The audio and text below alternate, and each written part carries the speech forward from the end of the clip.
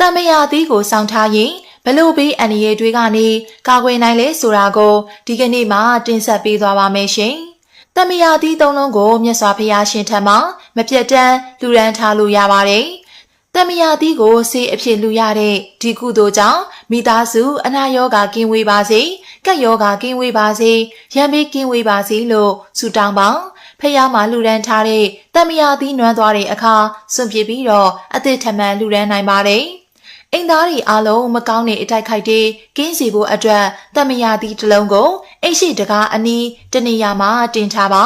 ဒါမှမဟုတ်တမယာသီးကိုအိတ်လေးနဲ့ထည့်ပြီးတော့ချိတ်ဆွဲထားပါမိသားစုဝင်တွေအားလုံးအနာရောဂါကင်းပါစေကပ်ရောဂါကင်းပါစေမကောင်းဆိုးဝါးတို့ရဲ့ရန်တွေကင်းပါစေလို့ပြောပြီးတင်ထားနိုင်ပါတယ်တမယာသီးနွမ်းသွားတဲ့အခါမစားဘဲအိမ်အပြင်ဘက်မှာစွန့်ပစ်လိုက်ပါနောက်တစ်ချက်ကတော့တမယာသီးတစ်လုံးကိုရေစင်စင်ဆေးပြီးတော့ကိုနဲ့မကွာစောင့်ထားလို့ရနိုင်ပါသေးတယ်။ဖျားစီတရားစီတန်ငါစီလို့ပါဇက်ကပြောပြီးတော့အဲ့ဒီတမယာသီးကိုအိတ်ထဲမှာထည့်ထားလိုက်ပါ။ဒီမကောင်းရင်တမယာသီးကိုရှူရှိုက်လို့ရပါတယ်။တမယာသီးနွမ်းသွားတဲ့အခါလဲပြီးတော့နောက်ထပ်တစ်လုံးစောင့်ထားနိုင်ပါတယ်။ညဘက်အပြင်ထွက်တဲ့အခါသို့မဟုတ်မတန့်ရှင်းတဲ့မြေနေရာတို့ကိုသွားတဲ့အခါတမယာသီးကိုအိတ်ထဲမှာဆောင်းသွားပါ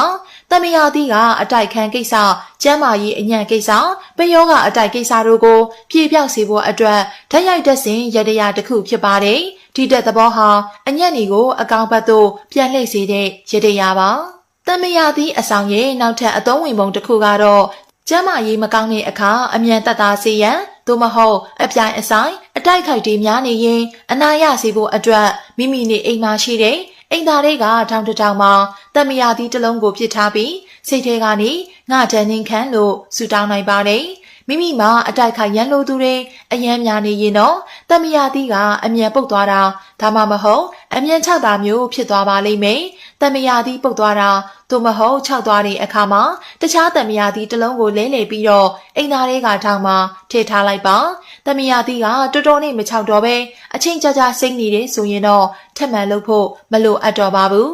ခရီးသွားတဲ့အခါမှာလမ်းအန္တရာယ်ကင်းစေဖို့အတွက်ငါတန်နှင်းခမ်းဆိုပြီးတော့စိတ်ထဲကနေဆူတောင်းကတမယာသီးတစ်လုံးကိုလမ်းမှာပစ်ထားခဲ့လိုက်ပါ